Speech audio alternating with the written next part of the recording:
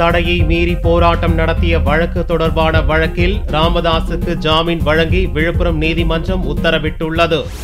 கடந்த 30ஆம் தேதி விழுப்புரத்தில் தடையை மீறி ஆர்ப்பாட்டம் நடத்திய பாமக நிறுவனர் ராமதாஸ் மற்றும் அவரது கட்சியினர் கைது செய்யப்பட்டு 15 நாள் காவலில் திருச்சி சிறையில் அடைக்கப்பட்டுள்ளனர். இந்த வழக்கில் ஜாமீனில் விடுதலை கோரி ராமதாஸ் மற்றும் பாமகவினர் சார்பில் விழுப்புரம் குற்றவியல் நடுவர் நீதிமன்றத்தில் தாக்கல் செய்யப்பட்ட மனு மீது வெள்ளியன்று விசாரணை நடந்தது.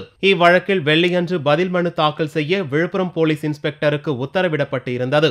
ஆனால் அவர் வேறு ஒரு வழக்கிற்காக சென்னை சென்றிருந்ததால் அரசு தரப்பு வக்கீல் இஸ்மாயில் ஆஜராகி பதில் மனு தாக்கல் செய்ய கால அவகாசம் கேட்டார். இதற்கு அனுமதி மறுத்த நீதிபதி சிவக்குமார் தடையை மீறி ஆர்ப்பாட்டம் நடத்திய ராமதாஸ் உட்பட 363 பேருக்கு ஜாமீன் வழங்கி உத்தரவிட்டார். எதிர்த்தரப்பு ஆட்சேபனை அரசு தரப்பு சாட்சியப்பனை தாக்கல் செய்ய இன்று வாய்தா வைக்கப்பட்டுள்ளது. வாய்தா இருந்த போதிலும் நன்கு தெரிந்திருந்த போலீசார் வேண்டுமென்றே வழக்கினை மேலும் நீட்டிப்பு செய்ய கால அவகாசம் கோரினர்.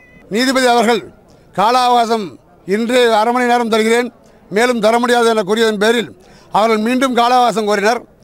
ஆனால் நீதிபதி அவர்கள் இன்று ஐயா அவர்களையும் மற்றும் 463 நபர்களையும் பிணை ஜாமீனில் விடுவித்துள்ளார்கள்.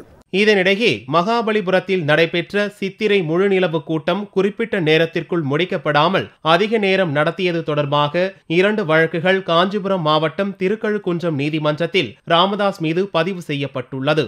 இவ்வழக்குகள் தொடர்பாக அவர் தொடர்ந்து சிறையில் அடைக்கப்பட்டுள்ளார்.